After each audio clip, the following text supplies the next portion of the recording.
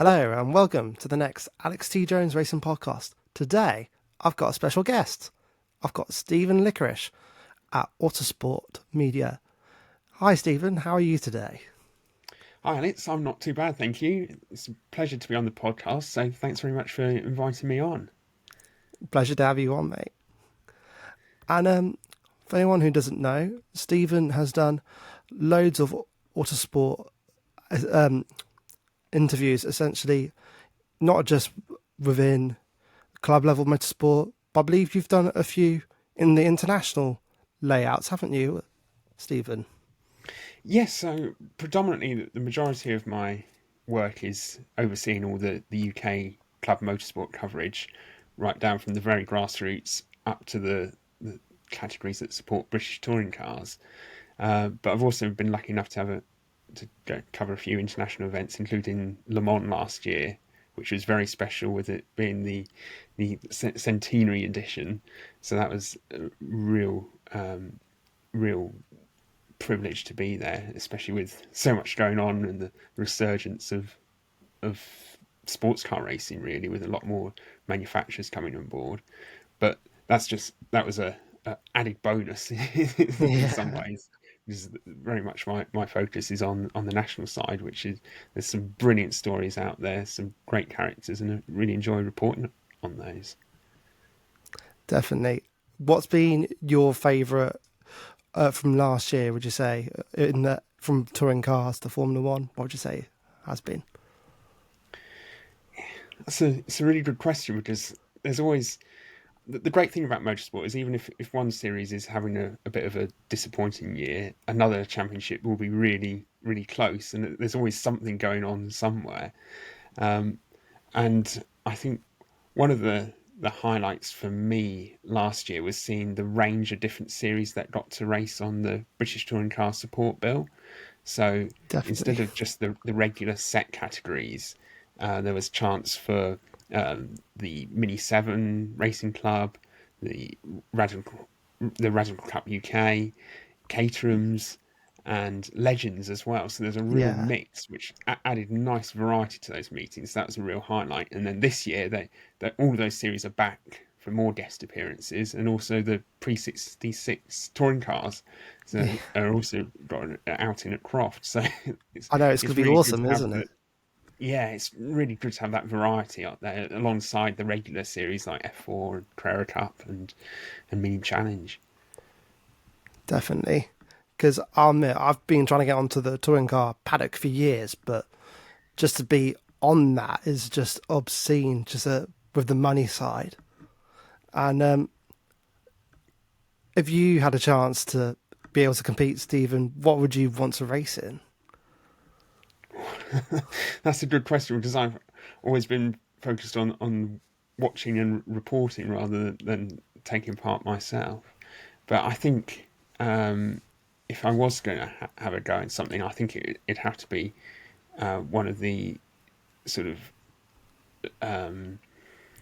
probably like a low cost single mate championship where it's really close. Mm. There's action throughout the field. Something that, I don't know, like a Toyota MR2 or something like that would be quite fun. I think just to, or even something like what you've been competing in, Alex, with the Yeah, Mazdas, where there's a big grid of cars, always someone to big. race about. No matter how good you are, there's always going to be someone you're competing with on track. Yeah, definitely. Because as Stephen's known over the course of last season, I was mostly towards the back of the midfield slash back, but Snet was my easily my best weekend last year. But yeah, and just for that paddock, it's just amazing for the BRCC. And what would you say you go to mostly in the, so yeah, out of the BRCC 750, and would you say there's any more paddocks you go across into apart from them, for example? So I mainly report on in person the touring car sport categories, but I try and get myself to a mixture of club events as well. And one of my favourites last year was the Mini Festival at Brands Hatch, which has unsurprisingly, a brilliant selection of minis, but including the Mini 7 Racing Club, which has some brilliant drivers that battle really, really closely. But also, there's the fastest mini in the world race that takes place there, which has got some absolutely bonkers minis that are really, really highly modified. I remember we did a track test with a bunch of these cars a couple of years ago where we got Le Mans winner Nick Tandy to have a go in some of them because he started out in minis.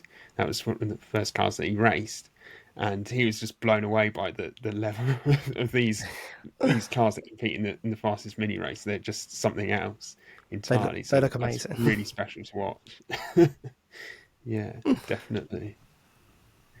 So that was probably one of my highlights from last year. That's awesome. And speaking of minis, who do you reckon has got a good chance for this year potentially? Well, that's it's always so difficult to know because there's always more drivers to come out of the woodwork. And in terms of the modern mini challenge, there's still 2 months before the season begins. So there's still plenty of time for some late entries to arrive, and it's always Yeah. really difficult to know who, who's going to be fighting at the front because there's always going to be plenty of contenders, and that's one of the reasons why I enjoy reporting on those championships is because there's always so many different interesting drivers at different stages in their career, and it's always good to sort of follow their progress and see how they're getting on. Yeah, because I mean, there's been a whole range of drivers in minis. Because you even had our champion Sam Smith from a few seasons in the Mini Challenge, who raced with Hybrid Tune, but unfortunately they've dropped out of the series, which has been a bit of a shame for that series. Yeah, that's the thing. You always like sometimes you have teams that are sort of permanent fixtures of certain championships, and then other times there's um, squads that sort of come and go, and it's always interesting seeing how things change over the years. There's like you always get those Yeah, some of those familiar faces, but then also there's always new teams coming in, like sort of trying to step up a level or just try something different. So there's always, and that's what's great to report on because there's always something happening somewhere, and there's always a good story to be told. yeah, and I'll probably say I don't know. I know there's a lot of confirmed drivers for the minis for the next season, and I think I've forgotten his first name, but I think Jackson might be returning. There was talk about it. Yeah, potentially, and that's the thing. At this sort of time of year, it's getting down to the nitty gritty and finding out who is going to be on the grid and who won't be. And like for example, over the past few years, Dan Zelos has been the driver to beat in the championship. He So it'd be interesting has. to see if he's coming back and if he's on the grid again.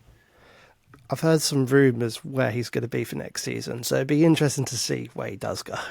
Yes, indeed, And and that's no, I was go on. You're fine. no, I was just going to say that's always the interesting thing at this time of year, waiting to see who is going to put together those last minute deals and finding out where they are because things can change so quickly in motorsport. They can. Yeah. And apart from minis, would you say in amongst the touring car paddock, there's going to be a whole apart from the radicals as you were saying about? It does seem like this year is going to be a very good year for those supports, particularly within those Yes, legends. yeah, and the Legends were brilliant last year, and then in terms of the more regular sports, the Carrera Cup is looking very strong. Some of the ex-touring car drivers are moving across into that, so that should be good. And Yeah, because you've got F4 Jack has been Buttel. looking really. Yes, yeah, and F4's been looking really strong in the past few years as well, and I think that's going to be the case again this year. A lot of different drivers stepping up into it, so no, it should all bodes well for another good season. Yeah, because I think it's really good that they've trying to get an international round, and I think it's good for their development to go to Sandford for this season. Definitely. Absolutely, no, it's something that that the teams have been calling for a long time to try and get another F1 circuit on the calendar, just because that's what all the young drivers are aiming for, and to give them that experience at a young age. We all know how brilliant the UK circuits are at teaching you racecraft and giving you experience of tight corners, but some of them, they don't really represent what the drivers are going to face as they move further up the ladder. So it's good to be able to give them another chance to experience that right at the very start of their career. So that's only going to help moving forwards. So I think it's a really big step forward for the championship. Because last year they started racing on the Silverstone Grand Prix circuit for the first time, which is another important development. And now they've got Yeah, this overseas round as well. yeah, definitely. Because you've got Joseph Loke, who's come out of Formula Four. You've got some really good youngsters getting there. Was it? I think it was Roberto Faria, wasn't it, a few seasons ago? Who's racing Formula Three now, I think, as well, or Formula Two. Yeah, when you look back through it, the list of drivers, a lot of the F4 grid have been able to progress on and do really well. I mean, it all started off in the very first year of British F4 and when Lando Norris won the championship, and ever since then there's been a succession of drivers. And okay, he's a particular example because he's made it to F1 and been successful in F1 as well. But there's a whole range of drivers alongside him that have used that series as a starting point. I know it's so good, and it's not just about starting in Formula Four. Like as you've probably seen with Joseph Loke in as well, going from Fiestas to Formula Four, and now all of a Yeah, sudden at Formula Three. yeah, no, absolutely, and that's the brilliant thing about motorsport. You never quite know what opportunity or is around the corner, and how one thing can lead to another. Because Fiesta Junior isn't necessarily the sort of logical stepping stone into F4, Mm. but Joseph Lowe just showed how you can do that and you can be very successful. And I think that it's great to it really helps shine the spotlight on those junior championships like Fiestas, and showing what the quality of the driver that can progress out of them. Yeah, because I don't know if you've seen the.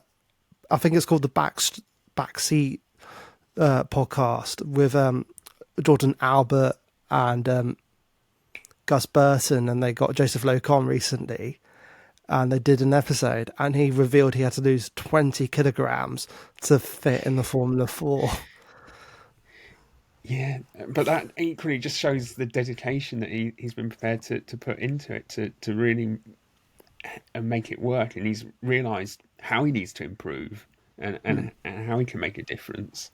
And all of those little things, they all add up and equate to a better lap time at the end of the day. Yeah. So, away from some Formula 4 action, what would you say is going to be the most exciting series to look out for this year? That's a really good question. The brilliant thing about UK motorsport is there's just so much out there. There's so many different categories for across a whole range of different types of cars. And I think one of the fairly new series that seems to be going from strength to strength at the moment is the Audi TT Cup from the BRSCC. Yeah. That's got a huge amount of interest. It's potentially even having to have second grids at some of its rounds because it's got so many drivers wanting to take part. So it'd be really interesting to see how that develops. It had a bit of a sort of development year last year, and now those cars, their sort of the price point they're at and the speed that they can offer, seem to be really tapped into into a good market there, and I think they'll be really really popular. Yeah, and I've had a test drive in one of them 2 seasons Oh ago yeah, at Motorsport Days Live, and I can say they are real fun to drive, and it's just it'd be something for me to potentially to look at as well. But I'd yeah, definitely say that that is one exciting series to look out for this year. Definitely. yeah. That's the thing. It seems to have been pitched at the right point, and it should be really interesting because it's supporting TCR UK, so it's sort of forming part of its own package of events, if you like. So yeah, it'd be really interesting to see just exactly quite how big the grids end up being this year and how good the racing is. Defo. And speaking of, I know you have done quite a bit, not just in autosport as well. And when you look at all the media outlets and that, what are you thinking for Formula One this year? Have you got? Are you looking out for any teams? Do you reckon anyone can beat Red Bull? I think it'd be very very tough for anyone to beat Red Bull considering just how dominant they were last year. But you never know, you never know. But I think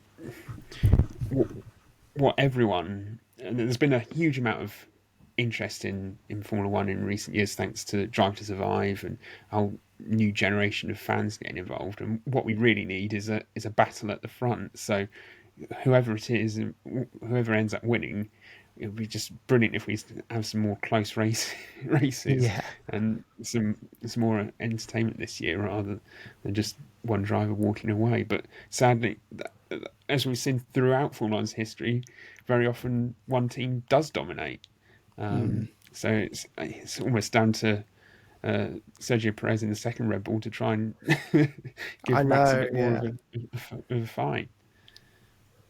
because I would love Perez to try and do something against Verstappen,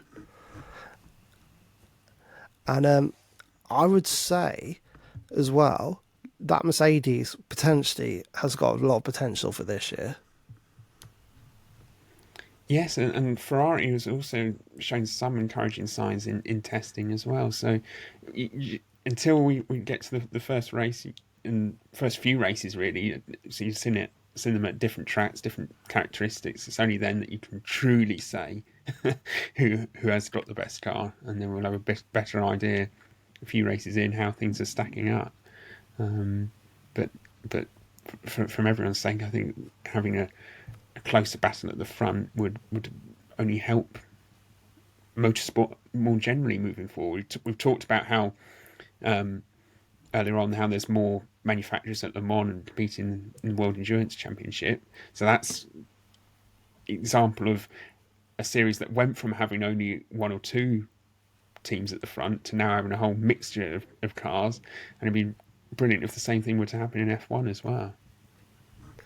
Yeah, definitely. And I just can't wait for this Formula One season to kick off to see what the pecking order is going to be this weekend. Okay, it's going to be mega. Yeah, that's the thing. Obviously, everyone's looking to see who wins, but there's always battles further down the order that will be interesting as well, and see who's the best in that midfield group as well. Anyway, away from Formula One, is there any other series you like keeping an eye on? Like, let's say, rally or rallycross, potentially away from circuit racing? So that's one of the things that we've tried to do in autosport in the past couple of years is just to introduce a bit more of a flavour of some of the other disciplines alongside circuit racing.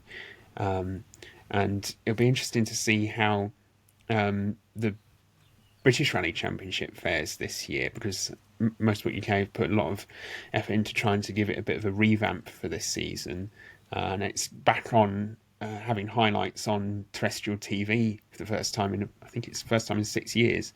It's got that, which for in decades gone by, it was a mainstay fixture on TV screens. So it'd be interesting to see how much of an impact that the changes they've made. They've tried to reduce the costs of competing in the championship by having fewer sort of long distance events and making sure they're all easily accessible in the UK. And it seems to, the early signs seem to be positive that it is attracting some more drivers back into it. So it'll be interesting to see if that does sort of continue and can fight back, because it was really in the doldrums over the past few years, unfortunately. So it'll be interesting to see if that can rejuvenate a bit this year and see how that plays out. Yeah, because I remember you had some Channel 4 highlights. Was it like 8 years ago or something like that? I think it was. Yes, it used to be on Channel 4 early on a Saturday morning, if I remember correctly, and yeah, it just helped showcase the sport to a wider audience at the end of the day. So it's great that that's now going to happen again. Yeah, and it would be in. I reckon it'd be good because I was at Lydden Hill. Was it, I feel like a few weeks ago, and they look like they've had to resurface it around the circuit. Oh yeah, yeah. So No, it looks like it'd be good. Yeah, no, that it's always interesting to see what the work the venues do over the winter months. I know most of the circuits have had different bits of, whether it's resurfacing or new barriers putting in or just upgrades here and there. It's always interesting when you get back to them for the first time in the new season. You can see what's been changed and what investments have been made to try and improve them. Yeah. I want to go back to circuit racing for a second because, MSV now own Navara, and do you reckon they'll try and get some club level motorsport to go over there soon? Do you think in the next few years? Oh, yes. Sorry, we got cut off. Sorry. And I wanted to ask Stephen about, do you reckon club level motorsport would go to Navara in the next few years? Yeah, so a couple of categories are due to be visiting Navara this year, but that's another circuit where there's a lot of development work ongoing at the moment. They're adding an extra sequence of corners to try and make it much more fast flowing and better track to drive.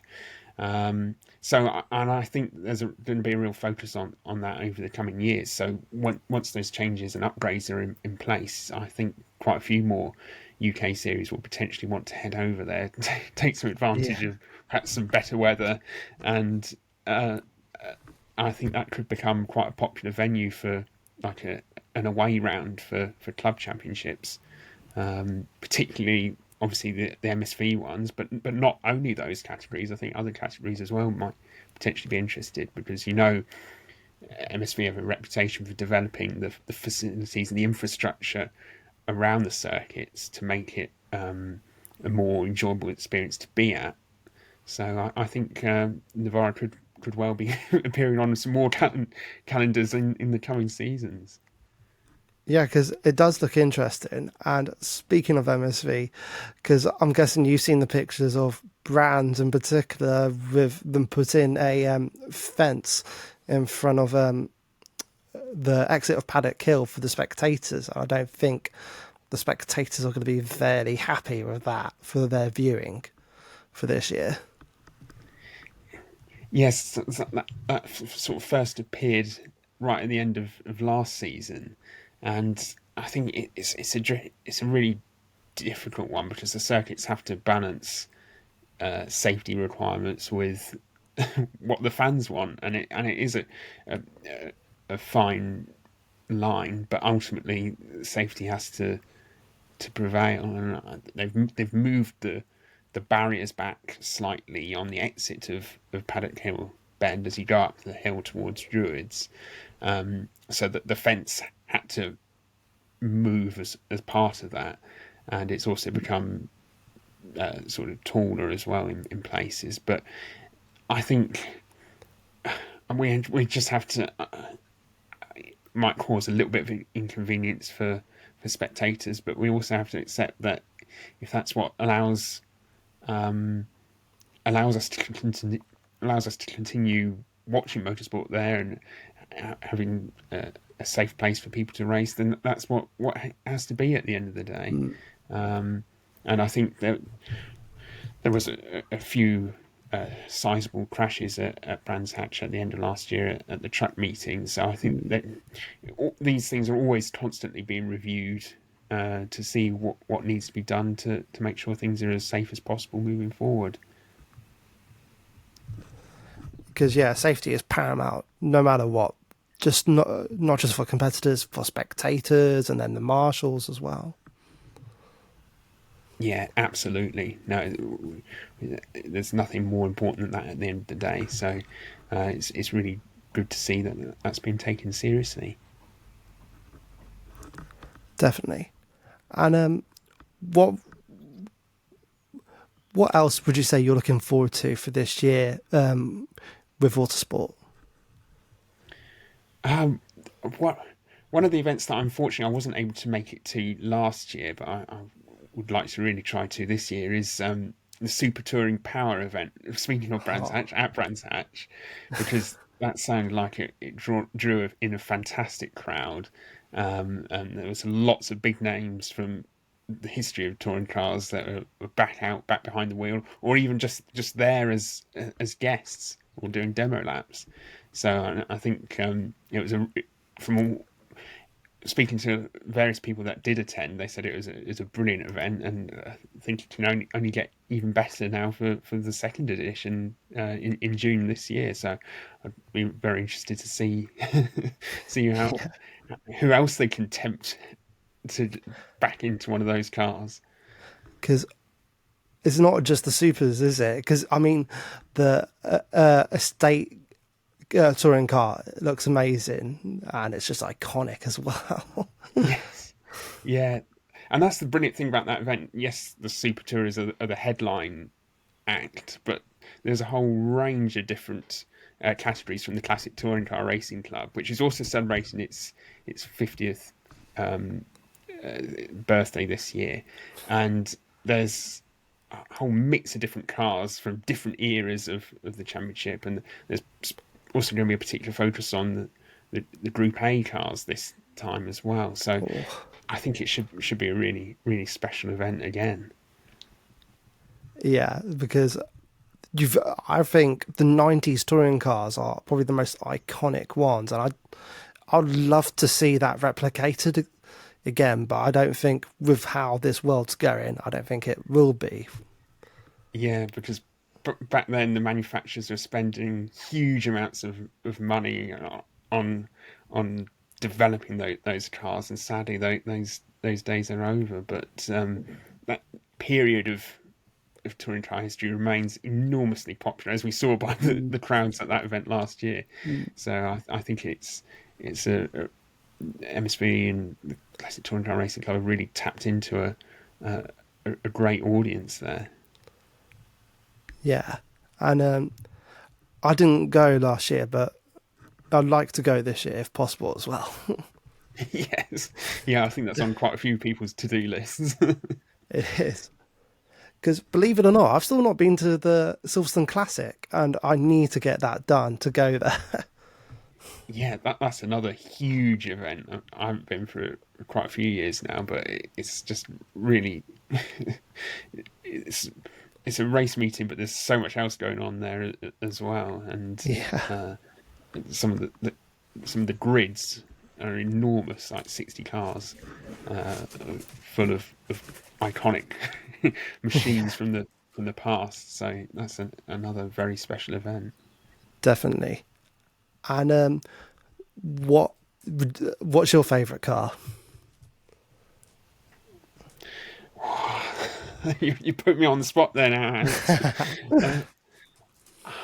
I I think that I think it's impossible to just pick out one really. I think because there's so many. It all depends on. There's so many different factors, isn't there? Because you've got the look of the car, the quality of the car, the sound of the car as well, which can really make a big difference. So I'm gonna chicken out, and I'm not gonna I'm not gonna nail my colours to just the one. I'm afraid, because there's so many brilliant cars. What about you? So Do you have a particular favourite? well, if it was Formula One, it would have to be the FW14B because it's just iconic, that car with the Yes, electronic suspension. yes. No, that's a But very good choice. I remember 2007 and 2008 at Formula One, and I missed those sounds. They were amazing back then. Yes, yeah. They're such a huge part of the whole experience, really, wasn't it? Definitely. It was like you could feel it before it even came. Yeah.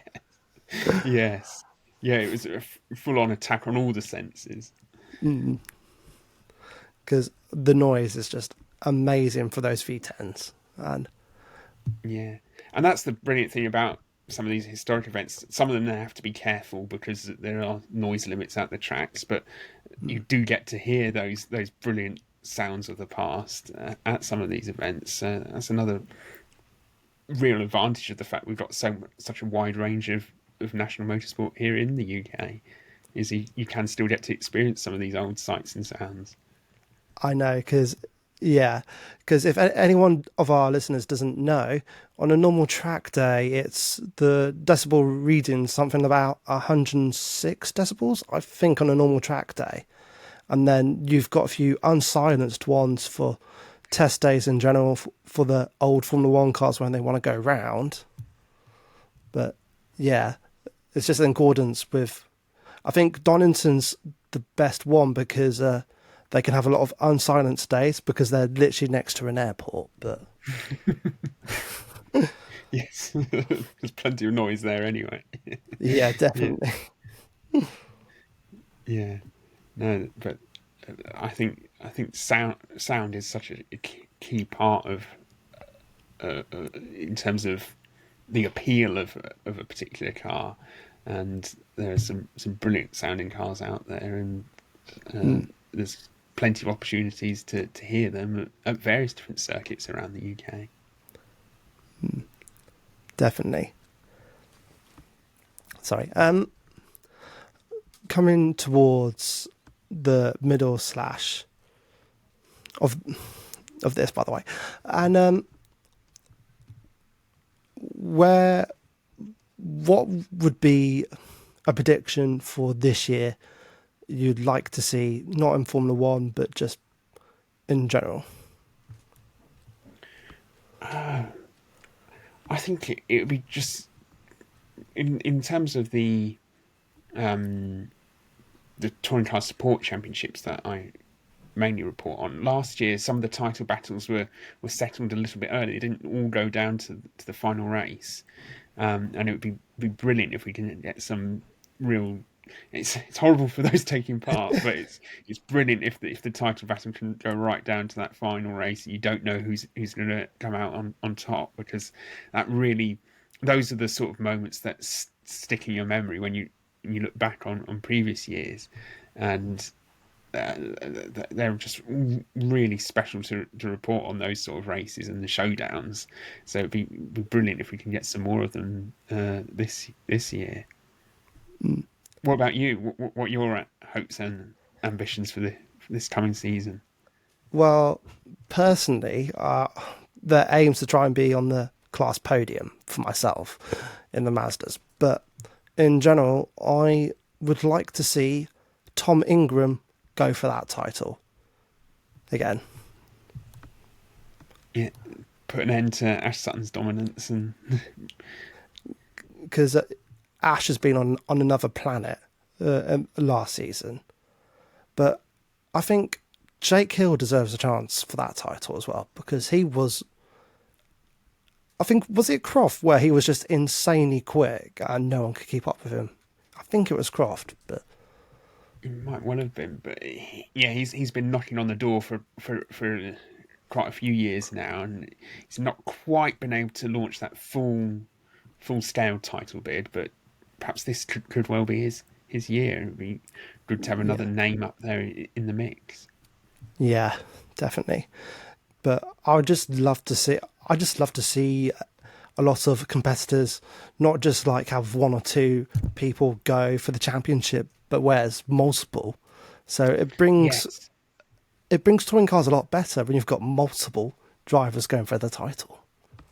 Yeah, and that's the same for any championship, really, isn't it? The the more different contenders there are, you don't know who you should be focusing on, and it just and they don't know who they should be focusing on either. They don't know who Yeah, their main rival's going to be, and it just adds that excitement and uncertainty and unpredictability to it all, which makes it so brilliant to watch. definitely. And which track would you like to see? No, sorry, let's rephrase that. Um, w- what track are you most looking forward to, particularly to go to, would you say, for this year? My favourite track to visit in the UK, and I haven't been for a few years now, is Knock Hill. I think Oh, it's a brilliant one to. It's a long way. You have to prepare to have a long journey there, but when you get there, um, the the the fact that you can see so much of the action from different places at vantage points, you can get so close to the cars, and just the up and down nature of it, where you've got the cars flying over the curbs, it's just really dramatic, and it's there's iconic. always a yes.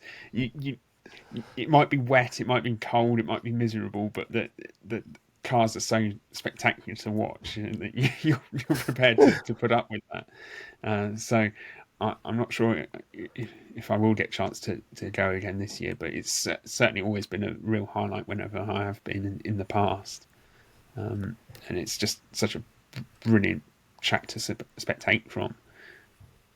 Because I've not been to Knock Hill, but I'd love to go. But it's just, I don't know about you. It's like, I think it's over a 10-hour drive from where I am. So it's just, it's so long.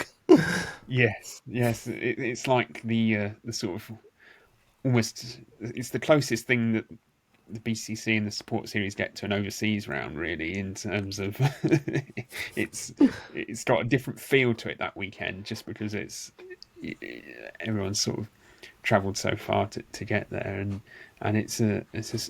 always a special weekend on the calendar. Yeah, definitely. And I remember there was another track which I know is gone now, but do you remember Rockingham a few years ago? And Yes, touring cars were amazing there. And I was watching a few videos recently, and I was thinking, if someone can actually try and give some major money into it, I'd just love to see it back. yes, no, I think Rockingham was a bit. Some people liked it, some people didn't. Quite a few people didn't like it, but it was another venue that was really good to spectate from because you could see everything, the You whole track could. at one wherever you were at any time. So it was perfect for finding out what was going on. But and there used to be some really popular events there when they used to have the ASCAR events, and huge crowds Huge. would be there.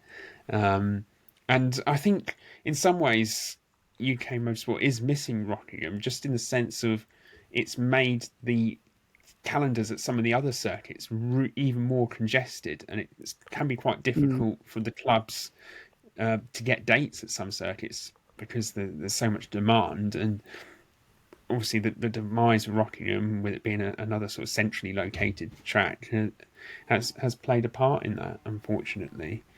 Um, so it has had an impact to the fact that it's no longer around and not in use anymore. But yeah, Mm. I, I personally, it might not have been in the greatest of areas, but I would like being there just because, from my point of view, it made things easier because you could see everything that was Yeah. going on. Because you would just go up, and it's just amazing how much was there. Yes, Sorry, yeah. my dog, Sean. Dodd's in agreement, I think. Yeah.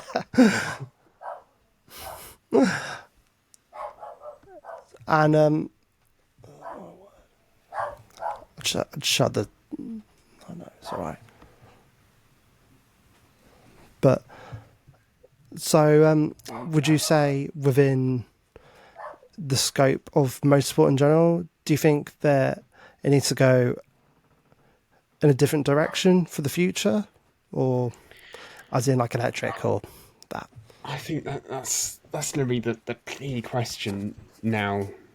Is what is the future of club motorsport? And there's obviously a desire from people around the world to move away from the traditional combustion engines, but equally the alternatives at the moment are so expensive it's just not accessible for people, for most club racers.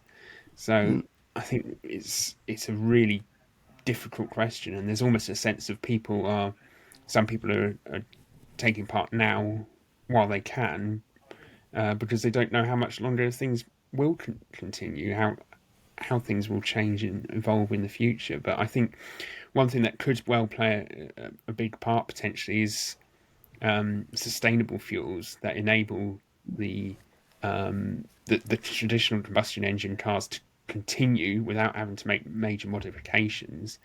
But even and I expect over the coming years the cost of those fuels will start to decrease compared to more conventional fuels. And if that does happen, that's perhaps the best way for club motorsport, UK motorsport, to move forward. But it's a really big question, that the future of motorsport, and it would be fascinating to see what happens over the coming years and how things do evolve. Because I don't think electric is really the answer.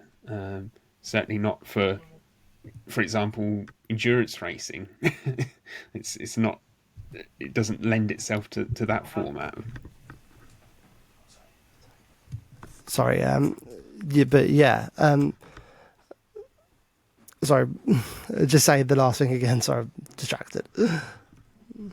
Well, and just in terms of how the limited sort of range and lifespan of batteries, for example, it means that electric cars aren't really suited to the endurance racing format, and Yeah, that's a big part of club motorsport at the moment. So there's all sorts of questions there, making sure that the venues have the correct infrastructure around them to deal with any problems. So I think we're a long way off, if ever, even electric yeah, becoming commonplace in club motorsport at least.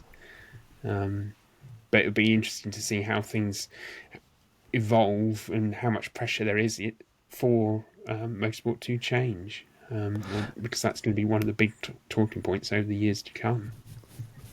yeah, definitely. Because it's like Donington, for example, for everyone to know that there, although you've got the electric power to for the motorhomes and everything like that, it's not on every weekend, but I know they do charge there you for actually to have for the electricity and that, and I don't Yeah, think the structure's completely there, in all honesty, to be fully electric. And I do yeah, think as well, sustainable fuels is the best way to go at the moment, like yourself. yeah. No, I think so. But equally, that they still need to become more sort of widespread, more affordable to ensure that. But we do see initiatives like, for example, the Goodwood Revival this year. They're insisting that all cars run on a form of sustainable fuel. So we are moving in that direction, but it'll take quite a while before that's affordable or practical for it to be commonplace and the norm across the sport. Yeah. But yeah, it's been awesome to have you on, Stephen.